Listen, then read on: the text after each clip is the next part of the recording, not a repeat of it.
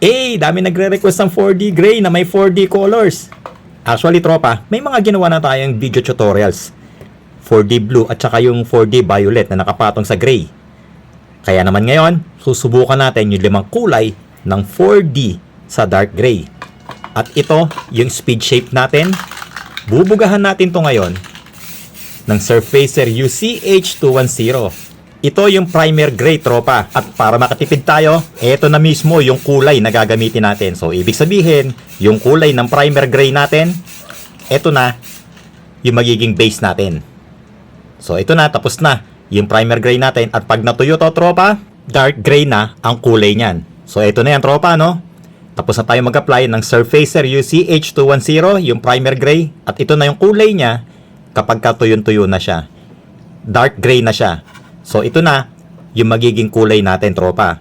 Ibig sabihin, hindi na tayo gagamit ng ibang kulay ng gray. Ito na mismo, yung kulay ng primer gray ang gagawin nating base. Ngayon, bubugahan na natin to ng mga candy colors para makita natin kung ano itsura niya. Game, simulan na natin dito sa 4D blue.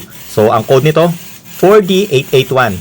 So, nakita nyo, tropa, oh, ang ganda ng kulay ng 4D blue kapag pumatong sa dark gray. Apakabangis ng effect ng 4D blue dito sa dark gray. Fast forward tayo, tropa. Ito naman ang ibinubuga natin, 4D green. So, ang code nito, 4D882. Tapos, ito naman yung 4D violet. 4D883 yan, tropa. Ganda, oh. Tapos, 4D red. Ito yung 4D884.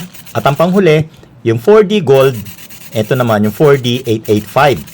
Angas. At ito na itsura ng mga 4D colors natin na nakapatong sa Surfacer UCH210 na primer gray. So makakatipid ka, tropa, no? Dahil ang bibili mo lang, 3 samurai paint lang. Surfacer, ito yung primer gray, tapos 4D colors na gusto mo, at syempre, kailangan mo ng top coat clear. So ito, tropa, no? Yung 4D blue. Pakaangas, tropa, oh. Tignan mo yung kulay. Ang ganda. Napaka-solid niya, tropa, oh. 4D blue na ipinatong natin sa Surfacer UCH210 primer gray. Ito naman yung 4D green. Ang ganda din ng kulay. Angas! So ayan, tropa, no? Nakita mo naman yung kulay ng 4D green. At syempre, ang paborito. Ito, yung 4D violet. Tignan mo, tropa. Pakaangas, oh. Yung kulay niya, ang ganda. Pwede mo nang gayahin to, tropa. Bangis. Next, eto naman yung 4D red. Ang ganda rin ng kulay, tropa. Yung red niya para siyang medyo naging pinkish. Ang ganda, 'di ba? Solid, tropa. Apaka-solid ng kulay. At ang panghuli natin na ginawa, eto naman yung 4D gold. So, ayan, tropa, no? Nakita mo itsura ng 4D gold kapag pumatong na siya sa dark gray. Nasa sa iyan kung gusto mo pang gumamit ng ibang klaseng gray. Pero itong ginawa natin, tipid hack to, tropa, no?